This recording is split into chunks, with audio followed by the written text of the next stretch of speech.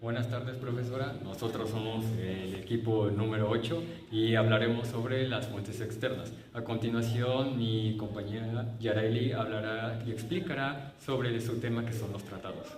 Hola, mi nombre es Yareli y mi tema son los tratados. Los tratados tienen su fundamento legal en la Convención de Viena celebrada en 1969. Fueron publicados hasta 1980 de manera internacional. Tenemos que son los derechos de los tratados en su fundamento número A de este mismo, en su artículo número 2, lo que significa los tratados, los cuales son de manera escrita un acuerdo celebrado por escrito entre estados y regido por el derecho internacional, ya este conste en un instrumento o en más de uno. Es decir, por ejemplo, en el artículo número B tenemos que tienen su ratificación. Esto significa el consentimiento del Estado para estar de acuerdo y estar dentro de dicho. También tenemos en su artículo número B lo que significa plenos poderes, es decir, un documento que expide un Estado donde consigna a una persona o un representante para dicho tratado. Tenemos en su artículo número D lo que se entiende por reserva, es decir, es cuando el Estado de alguna manera da una declaración para modificar algo de dicho tratado en su Estado o por el bien de su, podremos decirlo, por ejemplo, México, Constitución. También tenemos, por ejemplo, lo que es en su artículo número E, lo que se entiende por un Estado negociador, es decir, el que está elaborando el tratado. También tenemos lo que es el siguiente apartado, el F, lo que es un Estado contratante, es decir, el Estado que se apega a las obligaciones de dicho tratado, haya entrado ya en vigor o todavía no. Tenemos en el artículo número G lo que es una parte, es decir, el Estado que también se obliga a dicho tratado, pero este ya entró en vigor. También tenemos lo que se entiende por tercer Estado, es decir, el Estado en el cual no está de acuerdo y no firmó el tratado o no se va a pegar a él. También tenemos lo que se entiende por organización internacional, que son las organizaciones intergubernamentales. Este tratado y estos tratados tienen un comité que los va a supervisar de acuerdo al tratado que se haya firmado, para crear así un entre expertos que manda precisamente cada estado para poder vigilar el cumplimiento de los acuerdos. Es decir, estos van a tener un documento expedido por el mismo estado en el cual se plantea lo que ya cada estado realizó para poder llevar a cabo el fin del tratado. Es decir, este lo supervisa eso, el comité, y al último elabora una carta o un documento en el cual da sus observaciones finales. Esto es de una manera, digamos, en algún tiempo determinado, cada documento, y lo hacen para ir vigilando. Por ejemplo, gracias a los tratados se van elaborando algunos otros instrumentos, que serían los protocolos, entre otros, para ir elaborando, digamos, de manera más precisa las herramientas que brindan para el cumplimiento de estos. Y eso sería todo de mi parte. Muchas gracias y seguimos con mi compañera. Las declaraciones son documentos emitidos por organizaciones o conferencias internacionales que establecen principios y normas sobre los derechos humanos, y aunque en muchos casos no son legalmente vinculantes, suelen ser la base para la creación de tratados y leyes vinculantes tanto a nivel nacional como internacional. Entre algunas de sus características tenemos que no son vinculantes. A diferencia de los tratados, las declaraciones no imponen obligaciones legales directas a los estados que las adoptan. Sin embargo, pueden llegar a ejercer cierta presión para que adopten medidas para cumplir con los principios que en ellas se proclaman. Otra característica es que nos sirven como base para la creación de tratados o legislaciones, como por ejemplo la Declaración Universal de los Derechos Humanos, el Pacto Internacional de los Derechos Civiles y Políticos y el Pacto Internacional de los Derechos Económicos, Sociales y Culturales. Otra característica que tenemos es que tienen valor moral y político, ya que aunque no son obligatorias legalmente, crean un consenso global y presionan a los gobiernos para que las respeten. Como última característica tenemos que son instrumentos de interpretación, ya que nos sirven como guía para la interpretación de tratados y convenciones o leyes que son vinculantes, y en algunos casos los tribunales, tanto nacionales como internacionales, suelen acudir a ellas para esclarecer asuntos sobre el significado o el alcance de ciertos derechos humanos. Como ejemplos de declaraciones tenemos en primer lugar la Declaración Universal de los Derechos Humanos de 1948, que fue el primer reconocimiento universal de los derechos humanos en el cual se establecen derechos políticos, sociales, culturales, económicos y culturales. También tenemos la Declaración sobre los Derechos de los Pueblos Indígenas, en el cual se reconoce y protege los derechos colectivos de los pueblos indígenas, por ejemplo, el derecho a la autodeterminación, a sus tierras, territorios, sus recursos, así como a mantener sus instituciones y culturas tradicionales. Y como último ejemplo tenemos la Declaración de Viena de 1993, que fue aprobada por la Conferencia Mundial de Derechos Humanos, que reafirmó el compromiso internacional con la promoción y protección de los derechos humanos y estableció que los derechos humanos son universales, indivisibles e interdependientes. A continuación, mi compañero Eduardo les hablará sobre el tema de convenciones y protocolos.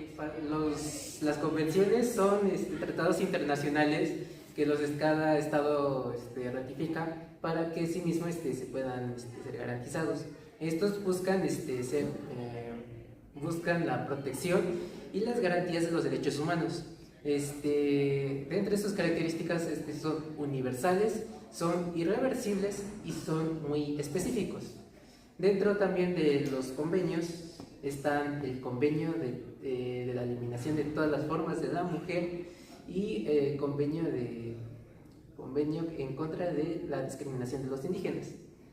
Tenemos también los protocolos, los cuales son acuerdos internacionales que firman los estados, y estos vienen por lo regular conjunto con las declaraciones y los convenios. Los protocolos se encargan más que nada de garantizar una mayor protección a los derechos humanos que están siendo verificados o están siendo garantizados. Por ejemplo, tenemos el protocolo de Kioto, tenemos el protocolo de Palermo y el protocolo de Ginebra. A continuación, mi compañero Ariel va a hablar sobre la Declaración Americana y la Declaración... Ahora yo les voy a hablar sobre la Declaración Americana de Derechos y Deberes del Hombre. Bueno, tenemos que la Declaración Americana es un instrumento mediante el cual los estados americanos, el continente americano, pues reconocen de manera internacional los derechos humanos de las personas por el simple hecho de ser personas, sin distinción alguna, ya sea la raza, el género o su nacionalidad o también su religión. Ahora, ¿qué tipo de derechos protege la Declaración Americana? Bueno, la Declaración Americana contiene al menos 27 artículos, de los cuales distingue diferentes tipos de derechos, como son derechos sociales, políticos, civiles, económicos y también los culturales. Dentro de estos podemos encontrar los básicos, como son el derecho a la vida, la libertad, derecho de igualdad ante la ley, derecho a la religión, derecho a la familia, derecho al asilo, derecho a la libertad de expresión, como también de investigación, y el derecho de protección a la maternidad y también a los menores de edad. Ahora, ¿por quién fue adoptada? Bueno, esta declaración fue adoptada un 30 de abril de 1948 durante la 9ª Conferencia Internacional Americana. Esta se llevó a cabo en Bogotá, Colombia. Cabe recalcar que en esta conferencia también se creó la Organización de los Estados Americanos. Ahora, pasemos a hablar sobre la Declaración Universal de los Derechos Humanos. Bueno, como nos dice, la Declaración Universal de los Derechos Humanos es un documento, es un documento de plan de acción global que ve lo que son las libertades y igualdades de los derechos humanos de todas las personas del mundo. Esta fue la primera vez en la que los países acordaron las libertades y también los derechos que deben ser protegidos de manera universal, o sea, para todos. Esto con la finalidad de que las personas puedan vivir de manera con libertad, igualdad y también con dignidad. Ahora, ¿por quién fue adoptada esta declaración? Bueno, la Declaración Universal fue adoptada por las Naciones Unidas, o también conocida por la ONU, el 10 de diciembre de 1948 en París. Esta se adoptó más que nada por las acciones de barbarie ultrajantes que en conciencia de la humanidad que se realizaron durante la Segunda Guerra Mundial. Otra cosa es que se adoptó más que nada para dar a entender que los derechos humanos pues, son la base tanto de la justicia como también de la paz. Ahora, ¿quiénes redactaron pues, la Declaración Universal? Bueno, esta se redactó en febrero de 1947 por 3 personas, que son Eleanor Roosevelt, Pen Chung Chang y Charles Malik.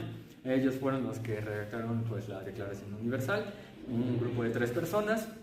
Y ahora, ¿qué países firmaron pues, esta declaración? Bueno, se contaron al menos 26 países, como tenemos pues, el principal, Estados Unidos, Canadá, Colombia, Guatemala, Haití, la India, Gran Bretaña del Norte, junto con Irlanda del Norte, Grecia y pues también tenemos a Costa Rica, entre otros. Ahora, a continuación, mi compañera Pamela. Los pactos internacionales son acuerdos de voluntad entre estados que establecen obligaciones y derechos que se deben de cumplir.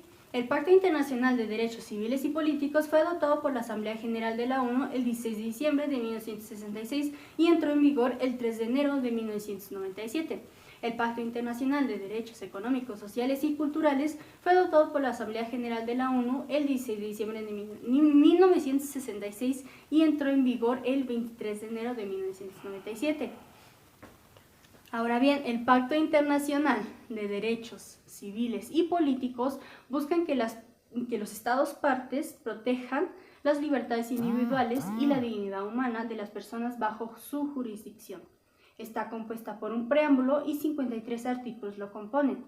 Algunos principales es el derecho a la vida, la prohibición de esclavitud y servidumbre y el derecho a un juicio justo. El Pacto Internacional de Derechos Económicos, Sociales y Culturales buscan que los Estados partes protejan y promuevan estos derechos económicos, sociales y culturales, tomando en cuenta que estos son derechos de libertades individuales para alcanzar una satisfacción de nuestras necesidades básicas y alcanzar el máximo nivel posible de dignidad humana. Esto está compuesto por un preámbulo y 31 artículos lo componen. Algunos son el derecho a la salud, el derecho a la educación y el derecho a una vivienda digna. Ahora bien, ¿quién supervisa estos pactos internacionales? El Comité Nacional de los Derechos Humanos de la ONU es el encargado de supervisar el Pacto Internacional de Derechos Civiles y Políticos, mientras que el Comité de Derechos Económicos, Sociales y Culturales es el encargado de supervisar el Pacto Internacional de Derechos Económicos, Sociales y Culturales. Estos pactos internacionales están relacionados con la Declaración Universal de los Derechos Humanos, aunque son instrumentos jurídicos diferentes. El Pacto Internacional de Derechos Civiles y Políticos, el Pacto Internacional de Derechos Económicos, Sociales y Culturales y la Declaración Universal de los Derechos Humanos forman la base de la Carta Internacional de los Derechos Humanos. Y bueno, como último dato, desde 1981 México es parte del Pacto Internacional de Derechos Civiles y Políticos y el Pacto Internacional de Derechos Económicos, Sociales y Culturales. Gracias.